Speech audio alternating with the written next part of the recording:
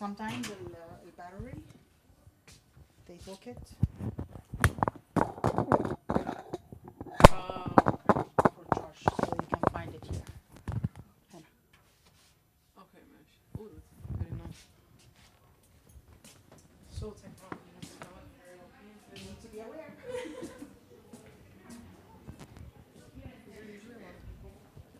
Yeah. متأخرين as usual. Okay, ماشي. You're good, okay? Yeah. You're gonna accept anything, don't worry. Hopefully. أنا مستنية هبة عشان نبدأ.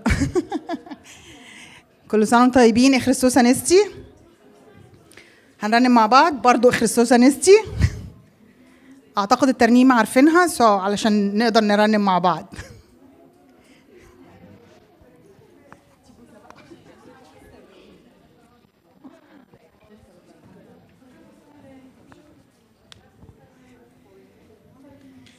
نبدأ.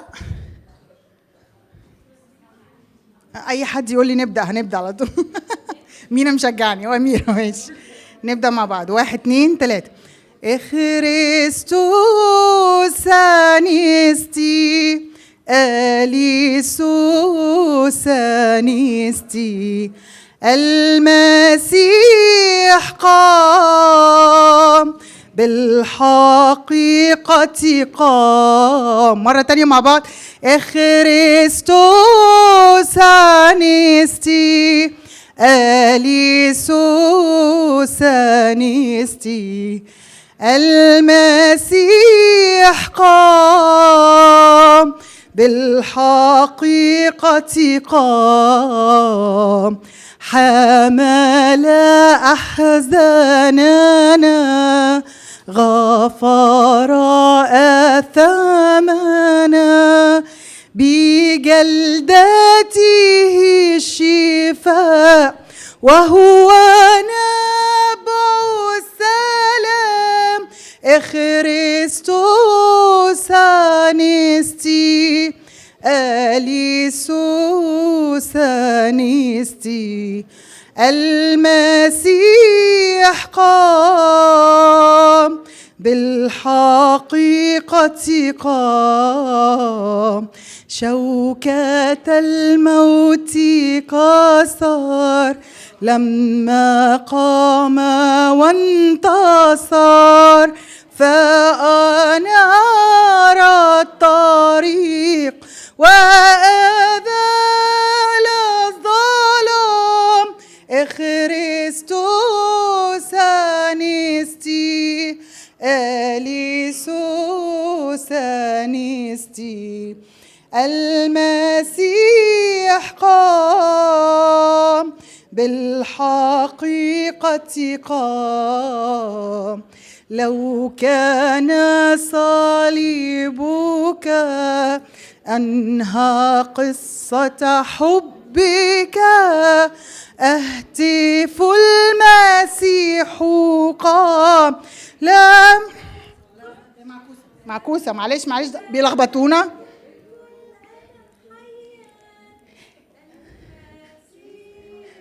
لا نقول تاني البيت ده. لو كان صليبك واتعدلت هنا الحمد لله.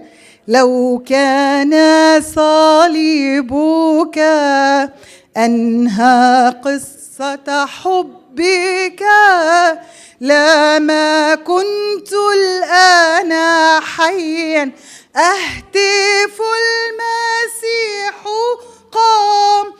خريستوس أنستي أليسوس أنستي المسيح قام بالحقيقة قام. كيف لي أن أمكث بائسا في الجلجثة وشمس الرجاء لاحت والرب المسيح قام.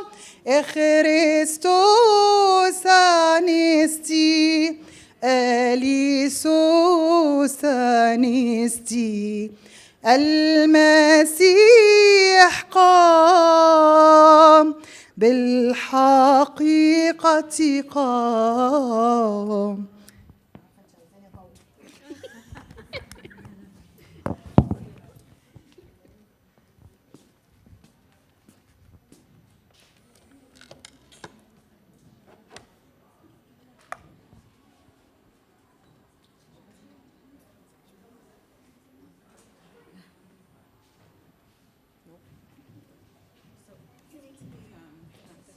I did it earlier and I disconnected it. For her to share screen. Maybe can translate. Okay. But so I was, depending on the number of slides you have, they can choose when you want to translate. Yeah. Probably won't. All her.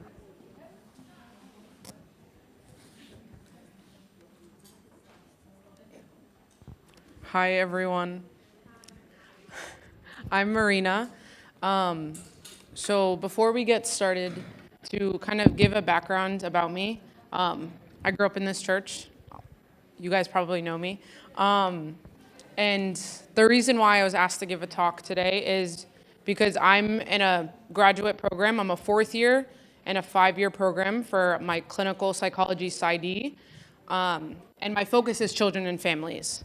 So that's my focus. I've had a lot of experience working with kids from 4 to 18, both the kids themselves, but also their families as well, since that's an important part of working with kids. So part of that is, yes, my education, but I know that I'm not a parent. I'm not going to pretend that I'm a parent. So, and everything we talk about, it's not to put any blame on kids or blame on parents, but just to start having a conversation about why we might be arguing so much with our kids. So you guys have experience with kids, so if you have things to share, share. If there's things you need support on, feel free to share. If there's a certain situation, a certain conversation you don't know how to approach with your kid, bring it into conversation, whether with everyone or separately afterwards. That's also completely fine.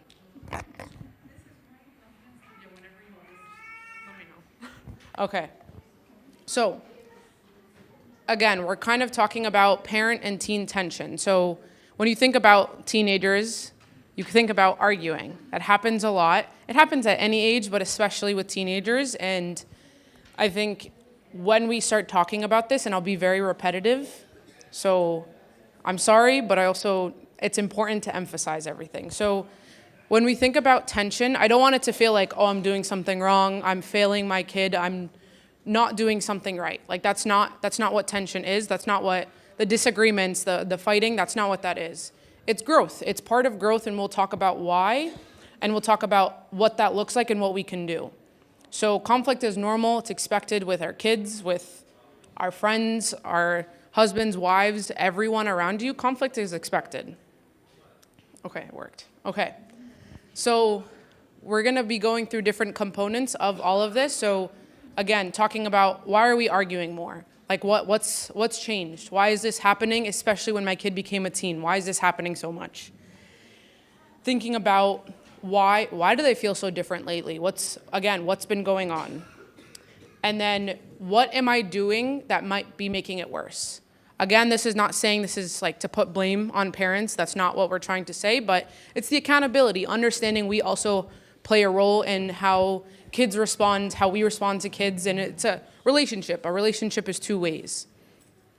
And thinking about like what actually helps. What can I do to help with this tension, to help with these arguments? And how do I keep my teen close to me? I think that's the biggest question I'm sure you think about, whether you have a teenager, whether you have a child that's growing up, or even someone who's like not a teenager anymore. I think this is important of you want the connection, you want to be close, like you care about your kids and you want to stay connected to them. Okay, so again, told you guys that I'll be very repetitive, but start like this. The point of this slide is thinking about like reflecting. Do you feel like you're arguing more with your teen? Do you notice that there's more conflict, more tension, you don't feel close to them? They feel very distant. It feels like they're just kind of in the house with me, but there's no connection with them. And like I can guarantee that like you're not alone in that. If that feels like that's the case, you are absolutely not alone in that. And the goal of this conversation is not to get rid of tension. We're saying conflict's normal, it's natural, it's part of life. the point is to understand it. The point is to figure out, what can I do if there's tension? What can I do to help this? And so it doesn't damage the relationship. If you don't acknowledge the tension, if you pretend like everything's fine, like adi, like anadiha, like that doesn't fix anything. That can hurt the relationship more. And again, that could build distance in itself.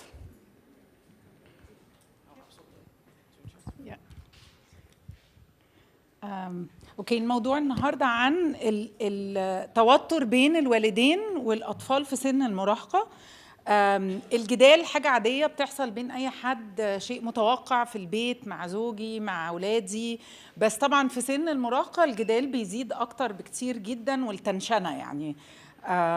فالصراعات اللي موجوده دي مش الهدف النهارده ان احنا نرمي الاتهامات ونقول انا غلطان او هم غلطانين او كده، لكن ان كل واحد ياخد على عاتقه كده ان هو له دور، وان العلاقه دي والصراع ده احنا ممكن نتعلم فيه وسطه ونفهمه كويس، وبالتالي ازاي ممكن نحسن المخرج اللي منه حتى لو لسه هيبقى فيه صراع او هيبقى فيه تنشنه جوه البيت. برضو مش الهدف ان حد يطلع عنده تأنيب ضمير او متضايق او حاسس ان هو مش اهل كويس، لكن ان احنا نفهم اكتر، نستوعب اكتر، ونتعلم اسلوب احسن علشان نخرج منه بشكل افضل. لو في اي حد عنده او حس في موقف من المواقف اللي بتتقال النهارده ان هو عنده تجربه كويسه، يا ريت شاركونا بيها. ولو في حد في مخه موقف معين وحابب ان هو يشارك المجموعه نفكر سوا او ياخد خبره الاخرين او خبرتها في الاخر one on one، ده متاح برضو. من دلوقتي. Honestly, yeah. He's asking when. Yeah, what age? Yeah, usually 12, but they can. It could still start. You don't know. It could still start. Yeah, no. It could definitely, even if you have 3 years, know about this before. I think it's helpful to know about all of this before. And these behaviors, it's mostly during teen years, but I also work with middle schoolers. I get it a lot. There's a lot of tension that they can cause, like with adults in their lives, especially their parents. Like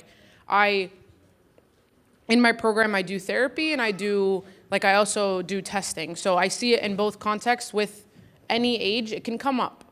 It can come up with the adults in their lives, and I see it briefly, so I know it happens all the time for the parents. So continuing on, thank you.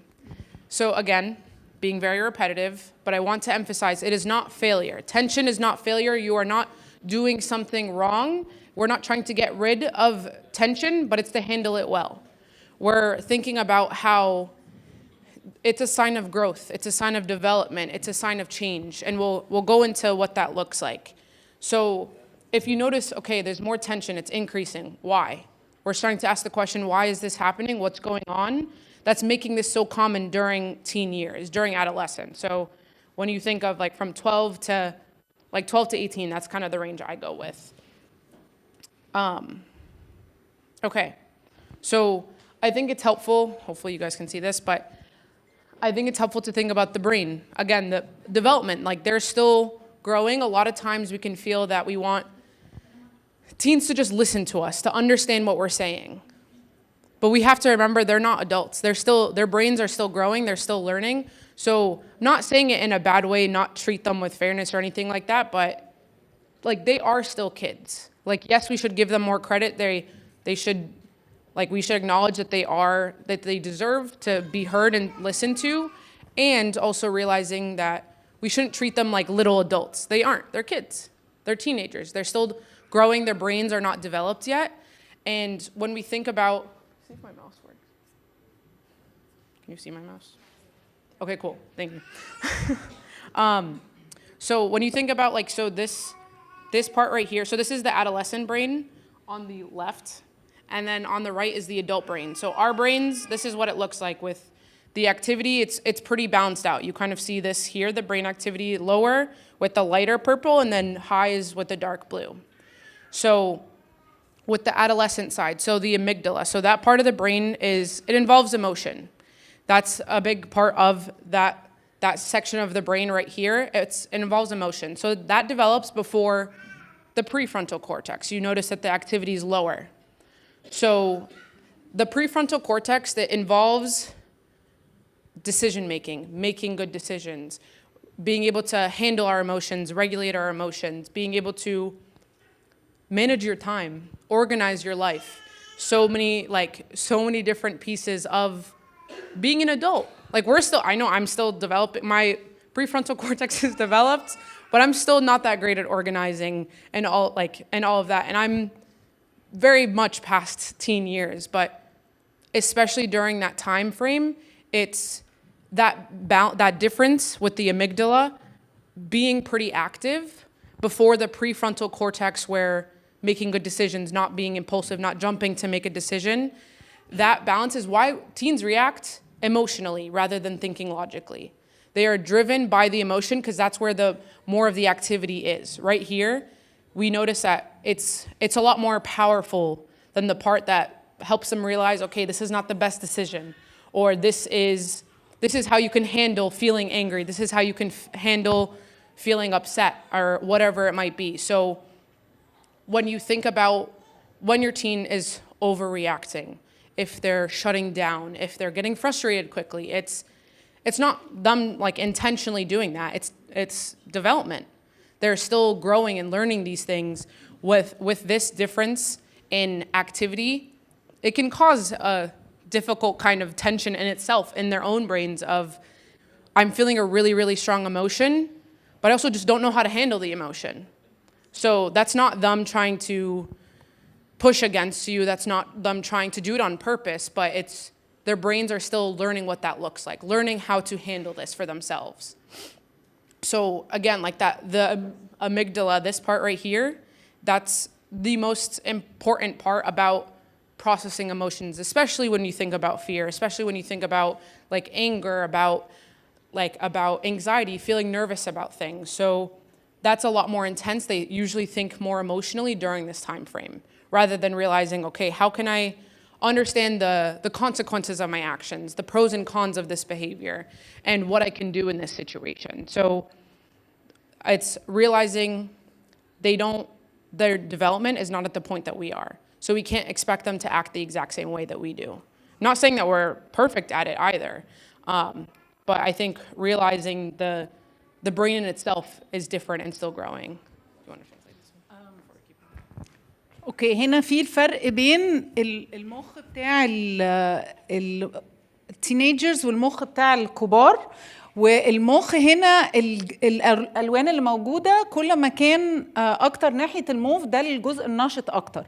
في السن الاصغر، في الاولاد اللي هم من بين سن 12 ل 18 سنه، الجزء اللي مسيطر على المخ وفيه النشاط الاكبر هو جزء، ما حدش يسالني اسمه ايه بالعربي، مش عارفه اسمه اميجديلا ولا لا. انا ذاكرت بالانجلش برضو، بس ده جزء مرتبط بالمشاعر بتاعه الواحد، بالذات الخوف، القلق، التوتر، المشاعر الكبيره قوي، فده بيبقى نشيط جدا.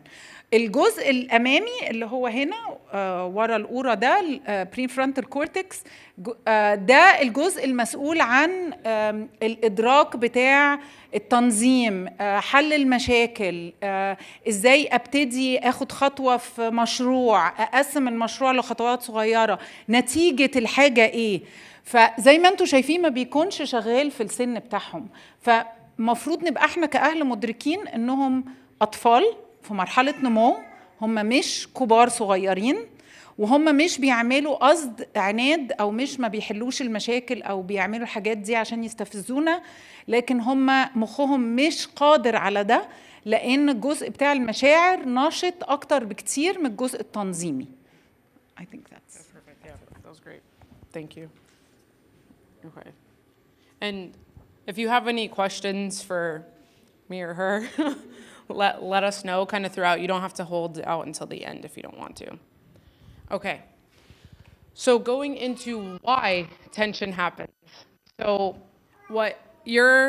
when you think about why this is occurring, it's not random. It's not because they suddenly decided like, oh, I'm going to become difficult. Like I want to become difficult just for fun. But rather they're developing, like we just talked about. They're developing, they're growing. especially during these years, they're starting to figure out, who am I? What is important to me? What do I want to do? What are my hobbies? What are the things I don't like to do? What do I want to be when I grow up? It's an overwhelming time for teenagers. There's so many moving pieces. They want more independence. They want to think for themselves. They're trying to learn, how can I think for myself in situations with like other kids, with like my family, and just in general. And that's a healthy part of development. We want to see that. And at the exact same time, parents are trying to protect them. They're trying to guide them. They're trying to make sure that they stay on the right path, which is also really important and comes from love and care that you have for your child. We're not saying one side's more important than the other. But when you think about those two sides coming together, now you have a teen pulling for independence and then a parent trying to hold on and guide. So there's a difference there. There's a difference that that opposite direction creates tension. So that can make it more difficult. And I also think it's really important to talk about within our community, with Egyptians especially, when you think about independence, it can feel like disrespect. When you think about questioning, it can feel like defiance, like I don't want to agree just for the sake of disagreeing. And it could come up like that. I'm not saying it doesn't, but it's that kind of assuming that it's disrespectful if a teen is trying to realize that I want to be more independent, I want to grow, I want to learn, and realizing there's that balance of allowing them to make mistakes. If we continue to, it comes from love, but if we shelter them, prevent them from experiencing things that are difficult, they're not going to learn. They're going to be disappointed as they grow up and realize that that isn't how the world works. Like, I know that sounds very intense, but it's true. I think it's important for us to realize that we can, of course, like, hold them close and keep them away from the world, but at a point they're going to experience the world. So if we allowed them to grow in their independence as they are being supported by us, then it's a lot stronger of a foundation that they have. So I think it's important to realize that this is happening for everyone. I'm not just saying with like Muslimin specifically, but I think it's especially amplified in our community. But I say that being from the community and knowing what it's like. And again, so if you're feeling more tension right now, it does not mean something's wrong. It means your child is growing, your child is developing. And realizing that this difference of the two sides, that's what creates tension. Again, it's not like the teens are more important, what's going on for them versus like the parents, that's more important. That's not about who's better, who's more important, but just realizing this is the experience that each side is having. So going into where it shows up the most, like the tension. So these are only a couple areas. The list can go on forever, but these are the most common areas that I kind of want to talk about. And like I was just saying, both sides are experiencing different things in the same moment.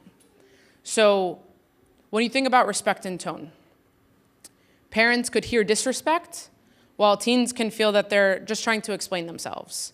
They're just trying to explain what went on in a situation. Say, for example, they were 30 minutes past like a curfew, and the teen is trying to explain like, oh, it could be them not listening to the curfew, for example, or they could be stuck in traffic. And it could come up where they try to explain that. Yes, they could account for more time, but that could come up, a parent could feel like you're being disrespectful, you're not listening to me. Kind of shuts that door for conversation. When yes, that could be a growth opportunity to learn and talk about time management, like we talked about, like that prefrontal cortex, like realizing, okay, you know that this time of day is really busy if you're leaving Boston, going to Boston, for example. Being thoughtful of, okay, I need to factor in some time for traffic, for example. Like that is a learning opportunity, but if you kind of shut it down or saying like you're just being disrespectful, it doesn't leave space to talk about it. And then there's independence versus control, kind of like I talked about, that teens could be asking for more trust, while parents feel that they are responsible for staying in control. They need to keep control of like friends, clothing, decisions. Like, yes, that is an important piece. I'm not saying let go of that, but rather finding that balance of understanding that the way you raise your child, you find value in how you raise your child, like holding on to the values that are important to you and creating that strong foundation for yourself, with your child, with your whole family, and making it feel like I trust you. Like, yes, I'm still going to be your parent, of course. I will be part of these conversations and part of these decisions. And also, again, that piece of independence of you also need to like learn to make your own decisions, learn to realize what you're doing is wrong, what you're doing is right, and finding that sense of trust within the relationship. If you take control and never give them even like an inch of independence, they're gonna feel like you don't trust them, that there's no true relationship where there is trust, and trust is so important in a relationship with your child and your relationship with anyone. So that's an important piece to think about. Do you wanna, and then I'll go through the rest because I know it's a lot. اوكي في مجموعتين. السلايد اللي قبل كده ان احنا بنقول في شقين، في شق الافكار بتاعه الاهل والمبادئ، ان انا عايزه احمي عيالي، عايزه انمي فيهم القيم بتاعه اسرتنا بتاعه حياتنا، ان انا عايزه ارشدهم واديهم كل الارشاد اللي عندي. العيال في مرحله المراهقه بيفكروا انا عايز حريه، انا عايزه ابتدي افكر لنفسي، انا عايزه اكتشف ذاتي، اكتشف شخصيتي، اكتشف كياني، اكتشف ميولي في الدنيا، الحاجات اللي انا عايزه اعرفها. وعندهم اسئله الى الابد، يعني كل حاجه بتيجي وراها اسئله كتيره قوي. فدول كأن قصاد بعض بيحصل التنشنه والتوتر بسبب ان دول في شق ودول في شق. مش ده افيد او ده صح وده غلط، الاتنين صح، لكن المنظورين مختلفين، فعشان كده بيحصل مرحله توتر اكتر في البيت في الوقت ده. الاختبار بتاع الاولاد في السن ده هي الطريقه اللي هم بيتعلموا بيها في سن المراهقه. فاذا احنا حوطنا عليهم زياده قوي عن اللزوم، ما سبناهمش يختبروا الدنيا، مش بنحضرهم قوي لمواجهه العالم والمجتمع اللي هيحتكوا بيه قدام. فمهم جدا ان احنا نسمح لهم يختبروا الحياه، واحنا برضو بنسندهم وبنكون جنبهم، بس نديهم فرصه الاختبار دي. وبعدين we can go to the next slide. في دي حاجات من المواقف المكرره كتير، يعني طبعا ممكن تبقى اكتر بكتير، بس المثال الاول هو الاحترام وتون الكلام. احنا كشعب مصري بالذات بناخد كتير قوي لما العيال تحاول تشرح وجهه نظرها بناخدها على انها قله احترام.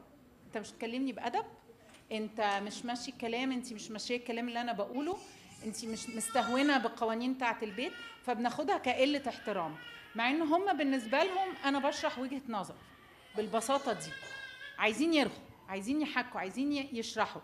يمكن صح يكونوا تاخروا، يمكن يكونوا كسروا الميعاد اللي كانوا هيقابلوكوا فيه، لكن تستغلوا النقطه دي بانكم تعلموهم، مش تقفوا الناحيه الثانيه ان مواجهه بايه ان انت غلط، انت مش محترم، لان ده بيقفل الحوار.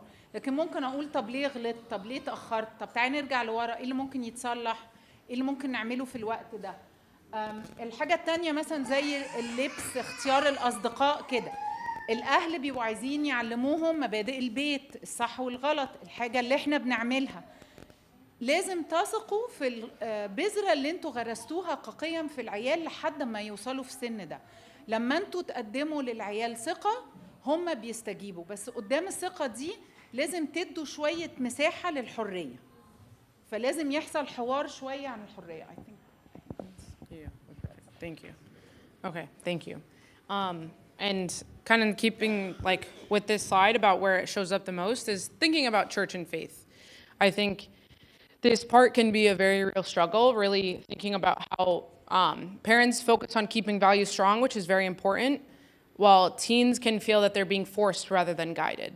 So what I mean by this is forcing behavior without connection, that can push them away sometimes. So if you're just like saying just go to church, like that's the point. Like yes, that's important, I'm not saying that's not, but talking about it, talking about the faith, talking about the Bible, learning about what the liturgy, what's going on in the liturgy, what's going on in Tizbaha, really understanding what they're there for and what the value is within the faith, That's where it's most important. Helping them develop their internal faith. And it's not feeling like going through the motions, like, and just making them kind of, it's like a schedule, not feeling like, okay, because it's Sunday, we have to go to church.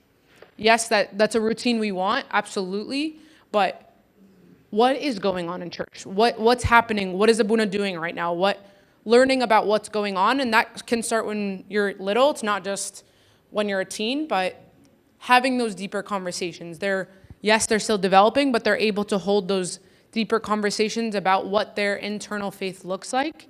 And the goal is not just attendance. It's not just going because we have to go, but having those conversations instead of commands, like talking about it instead of like, you have to go, like lezim, like that's how it works. And a big part of this tension with like church and faith is we want to model faith, not just enforce it. We want to model like this. That's how kids learn from when they're very little to when they're adults, and even as adults, we learn when we see it around us. If they're seeing you are taking the steps to read the Bible, to understand what's going on, to reflect, to give yourself time to reflect, to pray together, or whatever that looks like, they will start being part of that. It's not just you enforcing like you have to go to church on Sunday, but then I'll stay home. Like we want to develop this together, I think is very important. And a big part also is academics and success. Very high standards, which is great.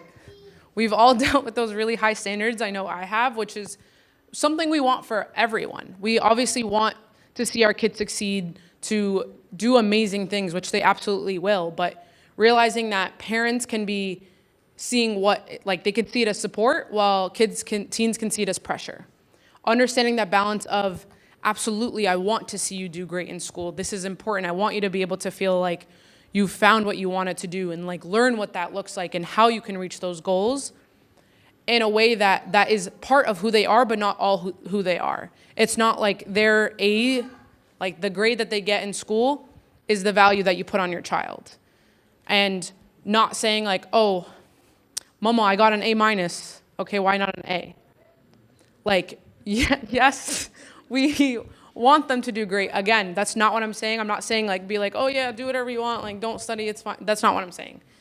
Yes, we want to support them, but not, the point is like your child, it's a bigger picture. They are more than just their school. They are more than just their grades, and helping them realize that. So they don't feel like if they're not doing as strong in one class, that doesn't mean that they're not smart. That doesn't mean that they're not good enough. They are.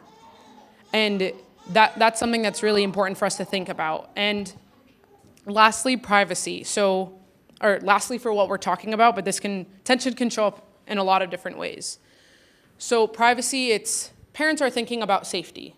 This is an important part of parenthood. You absolutely do have to think about safety, while teens can feel like there's no space. So like with everything we're talking about, it's that finding that balance, understanding the two sides of the same situation. We can experience the same situation in different ways. Like we're in the same space right now. I'm giving a talk and you're attending the talk. I'm experiencing it differently than you are, and we're in the same place. So realizing that everyone in every conversation, every situation is experiencing it differently, and realizing that there's need for that space, that yes, you want to set regulations, say with social media, with their phones and things like that. Boundaries are important when it comes to that, and understanding that I don't need to know everything, because if there's no space, they're going to be hiding things way more. It doesn't give the actual space of like feeling that they can breathe, but also like they will become creative in finding ways to hide things. But if you create that sense of space, even if it's like 1%, like obviously we want it to be more balanced, but even if it's 1%, that gives room for openness. That gives room for openness of talking about what they have on their phones, what they're doing with their friends and things like that. Because if they don't feel like you trust them or are listening to them and not being like talking to a wall, for lack of better terms, they're not going to share it.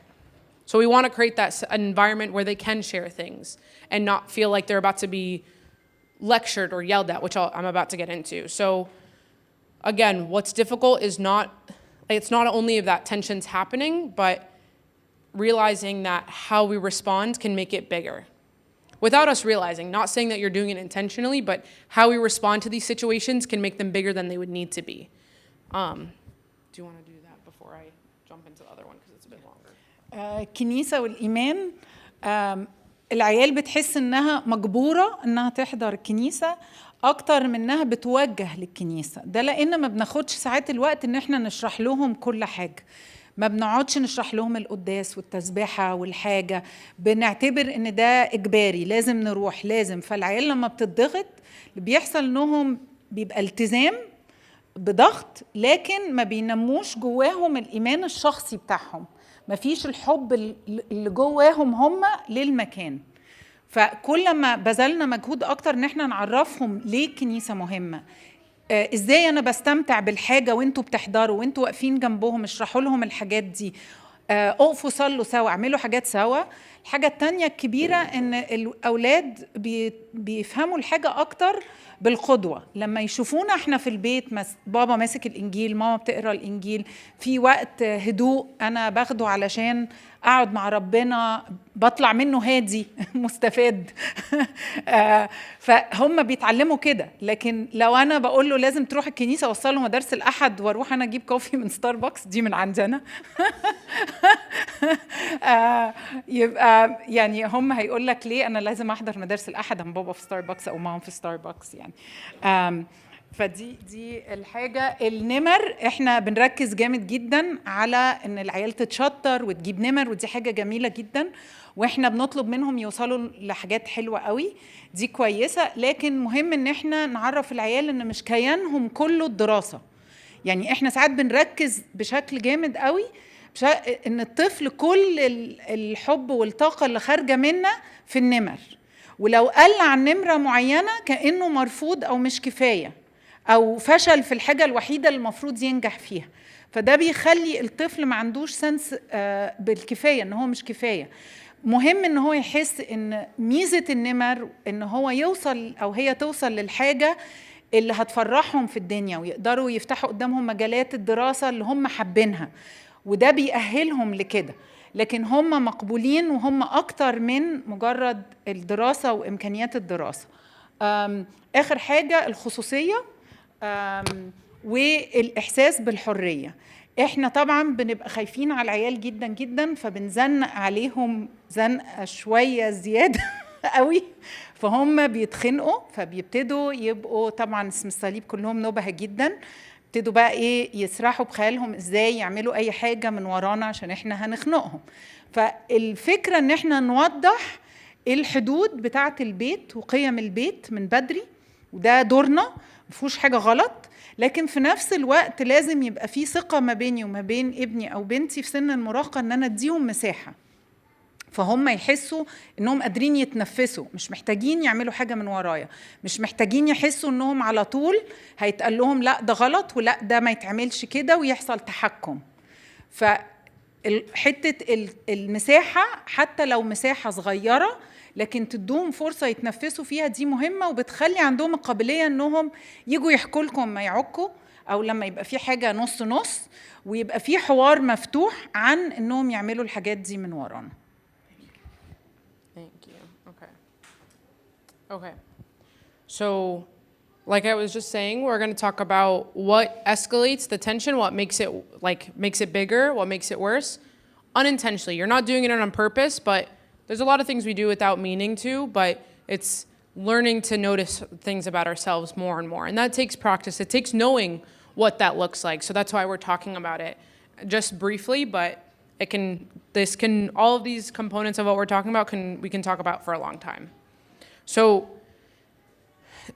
these are how you react. It's very normal. Not saying that's not normal, but they can sometimes make things bigger instead of resolving them, instead of trying to figure out what's going on, how can we fix this? So a big part is leading with control instead of curiosity, since a lot of times we kind of revert to control of because I said so. Because I said so, that's why you have to do X, Y, and Z. That ends the conversation. It doesn't give room for conversation, and that, like we were just saying, with the topic about privacy, for example, it increases secrecy. they will keep things private because there's no room for conversation. So how am I going to talk about this? So I'm just going to keep it to myself. I'm going to keep it to myself because I said so, that doesn't give room for conversation. And it doesn't allow for that space to talk about things. And I think with how you talk about it is very important. So yes, you can hold your ground. I'm not saying if we lead with curiosity instead of control, that means you're not going to hold your ground. You're not going to make the same decision. You absolutely can still make the same decision. But it's having that conversation. That's what's important. Having that conversation of, why am I coming to this decision? I'm still making the same decision. That is not changing.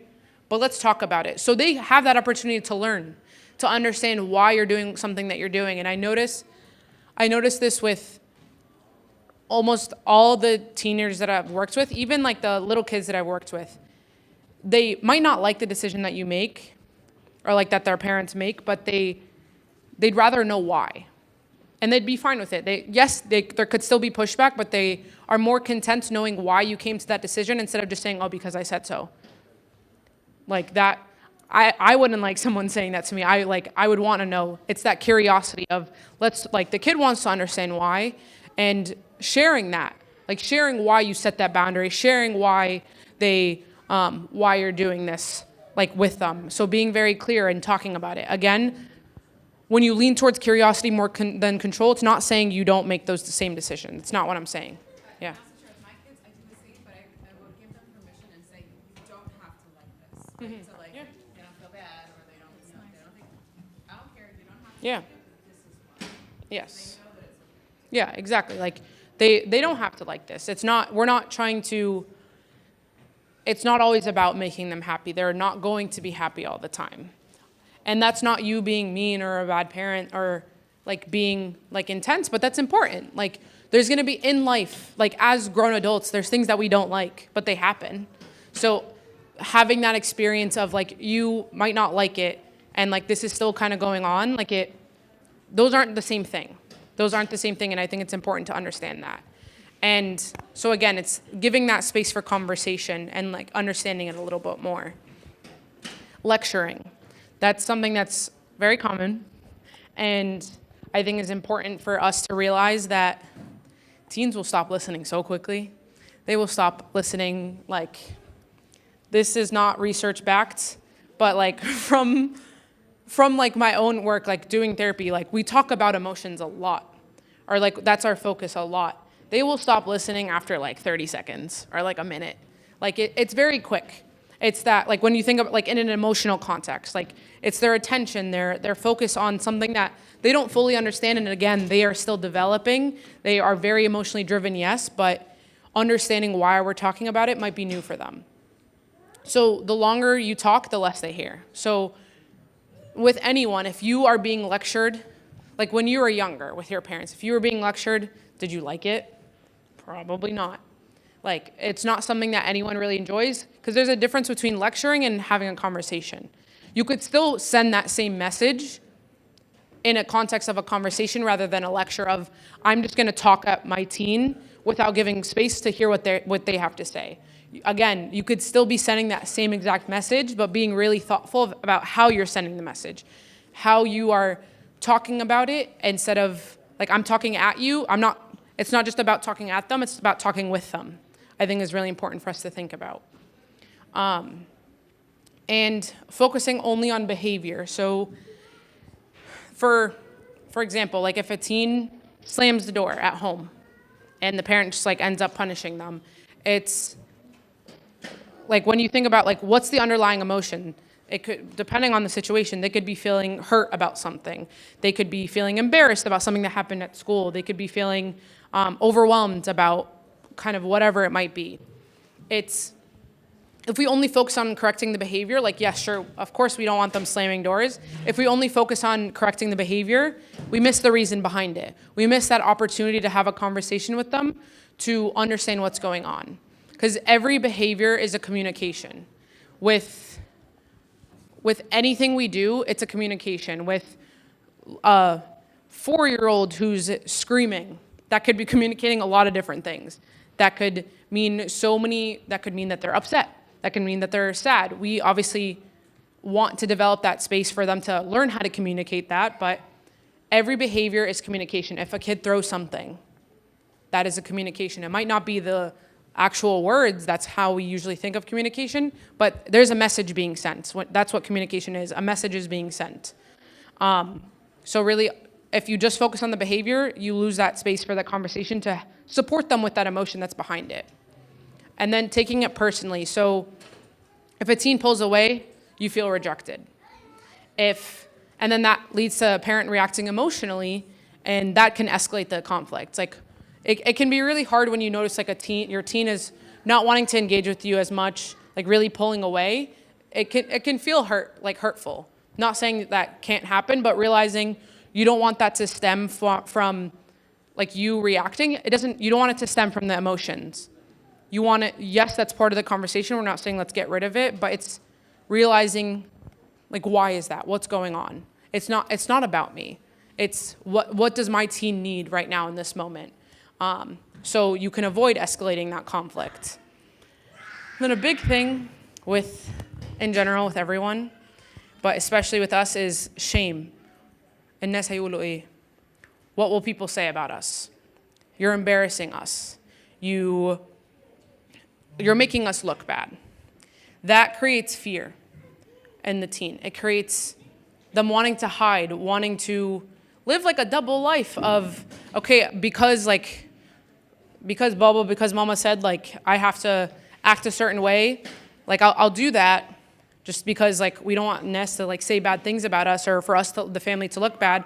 I'll act a certain way one way, but because I don't have that opportunity in this context, I'll show it in a different context because there's not that space. So that creates that sense of hiding and not being who they are in whatever that way that looks like. So it's that shame that's a really big factor, I think in general, but especially within our culture. So how do you mitigate shame? How do you mitigate that? How do you mitigate it? I mean, it's there. It exists. No, absolutely. You know what I mean? So I think when you think about like trying to push against shame, it's, yes, we are social beings. We are part of like a society. We're part of like different contexts, but realizing that the value does not come from what people say about you. Just like we talked about with academics. We don't want them to feel like their value comes from what their report card says. So yes, sure, it can, in some contexts, it can be important to think about how you might be acting. Like, you don't want to create that, like, be like, oh, you can scream in church, that's fine. Like, obviously we don't want that. It's not about like shame and making them feel bad for their behaviors, but giving that again, that piece of balance of, yes, we want to be mindful of this. And like, if you're younger, if your child does that, it's not making them feel guilty or bad for doing that in front of people. Again, it's not finding the value in how people perceive you, how people see you, but that's part of the conversation, but that's not all their value lies in. I don't know if that answered your question. No, I just want, yeah. So باقي الحاجات اللي احنا بنتكلم فيها هي did we do the last three? Control. الفضول والتحكم. العيال عندها بطبيعتها فضول. احنا من ناحية العيلة بنبقى عندنا كده. هي قالت أهم حاجة إن احنا نتعلم نبص على الحاجات الغلط اللي احنا بنعملها في تصرفاتنا كأهل، مش عشان نطلع نفسنا غلطانين، بس لما انا ابقى عندي وعي ايه اللي ممكن يخلي الامور تبقى اوحش في البيت او اوحش في علاقتي مع عيالي المراهقين، هبتدي استوعب اوقف ايه واقلل من ايه. فكنا نتعلم فكرة التحكم والسيطرة الزيادة، دي بتخنق العيال وبتحسسهم ان مفيش مجال للنقاش وبتقطع الحوار اللي ما بيننا. فممكن جدا نفضل مسيطرين في البيت ونفضل ممشيين كلامنا ونفضل الحدود بتاعتنا والحاجات اللي عايزين نمشيها، لكن ناخد الوقت الأكتر ان احنا نشرح ونسيبهم يسألوا أسئلة كتير عن مالكش دعوة عشان أنا قلت خلاص أنا تعبانة، أنا قلتها كلمة مش عايدها مرتين. الحكاية دي بتخلي عيال ما تفهمش، فبالتالي بيبقى بس سيطرة، بس تحكم، بس خنقة، فبيبطلوا انهم يفتحوا حوار معانا. تاني حاجة هي المحاضرات دي، انا جلتي، انا ضحكت بصوت عالي بصراحة، جلتي. وهي يعني فعلا عيال بتسد ودانها، يعني عد ال5 كده هم فلالة في الفيلم اللي شافوه في الواتيفر، مش معاك اصلا ودن تسد، مفيش حاجة بقى نقعد نعيد ونزيد، وامبارح قلنا واول ما بيسمعوش. فالمحاضرات دي ملهاش اي فعالية ناتجة على المدى الطويل، ومش اسلوب ناجح في الحوار. لكن ممكن نسأل أسئلة أكتر، ليه عملنا كده؟ ليه عملت كده؟ ليه تصرفتي كده؟ طب إيه كان البدايل؟ نخليهم يفكروا. الحاجة التانية إن المحاضرة بتمنع العيال إنها تتعلم طريقة تفكيرنا كأهل، فبالتالي مش بيستفادوا إزاي يفكروا في المواقف لقدام. فكل ما شرحتوا أكتر كل ما هم استفادوا أكتر. الأولاد كتير في سن المراهقة بتتصرف تصرفات عشوائية، وممكن تبقى عنيفة، ممكن يبقى فيها ردود فعل قوية. لازم تبقوا عارفين إن قدام كل رد فعل قوي في شعور داخلي جوه ولادنا. مش بس المهم إن احنا نصلح التصرف، المهم نفهم إيه اللي وصلهم إنهم يتصرفوا كده. فدايما حاولوا تدوروا على المشاعر اللي ورا التصرف، مش بس تصحيح التصرف، ان لا رزع الباب غلط، لا حط طبقك في الحوض، لا اعمل، لا مش ده بس المهم. ليه ما عملتش كده؟ طب انت حاسه بايه؟ انت حاسس بايه؟ طب ايه اللي حصل النهارده؟ فبالتالي تعرفوا اللي ورا عيالكم. كل حاجه بناخدها كأهل على اننا بناخد الامور شخصيه. انا كل حاجه ضد الايجو بتاعي. العيل قال كلمه ضدي انا، الكده يبقى هان كرامتي انا، لو مش كده لا هي عادي. يا جماعه خليكم تنحين شويه. وبعدين هم برضو كائن تاني في نفس الحوار، فزي ما انا بتاثر عليا الموقف وبيأثر عليهم هم كمان. فنقلل شويه الاحساس بالذات جوه المناقشات والحوارات، وخدوها بشكل تربوي اكتر، ان دي فرصه للعلام وللتعليم. اخر حاجه ان احنا بنحط على عيالنا كتير جدا دايما احساس ان الخجل والعار عشان الناس كلها بص عليهم. المجتمع هيقول ايه؟ يا لهوي طنط في الكنيسه هتقول ايه؟ يا ربي ده تيتا هتقول ايه عليكي؟ جده هيعمل ايه لو انت قلتي كده؟ انت هتردي كده على الناس يبقى فلانه هتقول لا. دايما بنفكر في الناس. وصلنا العيال ان قيمتهم وقيمه تصرفاتهم حكم الناس عليهم، مش المبدأ او القيم، ودي حاجه مش صح.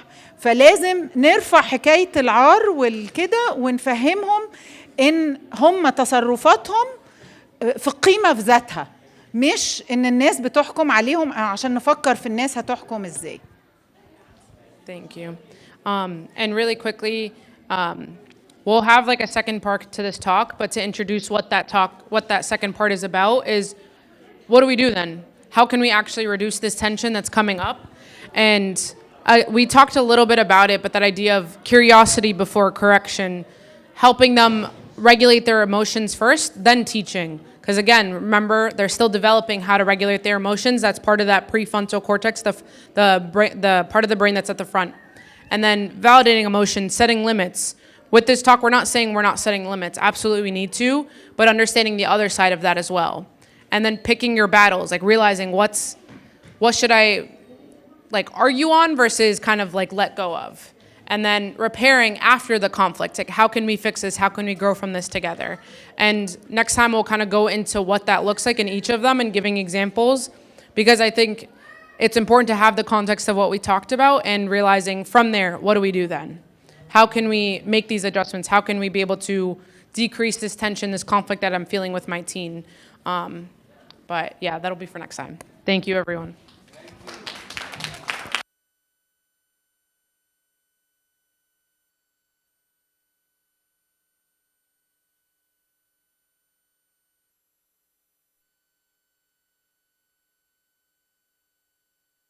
كريستوس انستي، المسيح قام.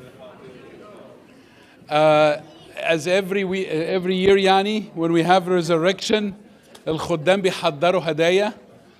فيعني ايفلين قالت لي خلص البايبل ستادي 5 دقايق بدري عشان نشترك مع بعض. هنوزع ازاي؟ نصلي الاول بعد كده نوزع.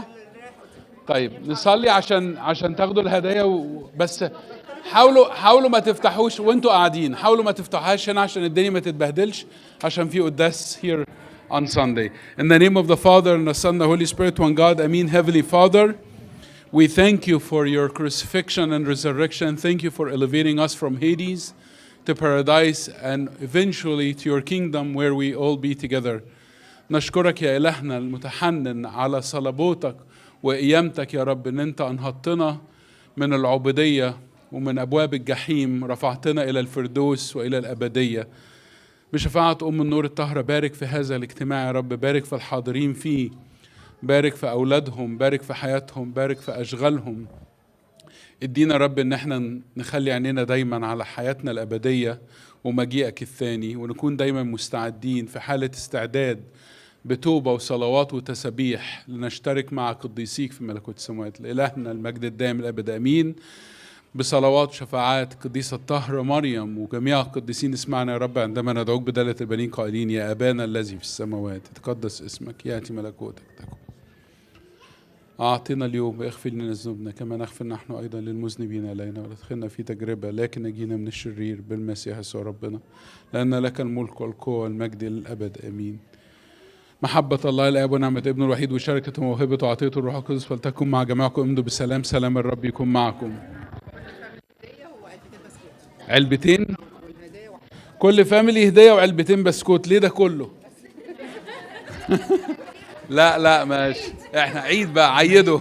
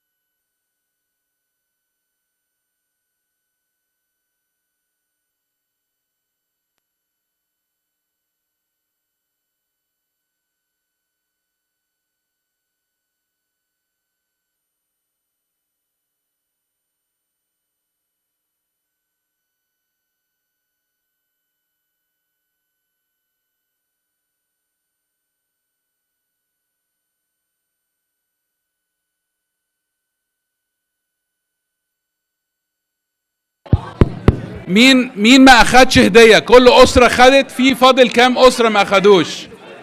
واحد اخدتي، مين تاني ما اخدش؟ هي هديه واحده. اوكي. هاي، هاو ار يو؟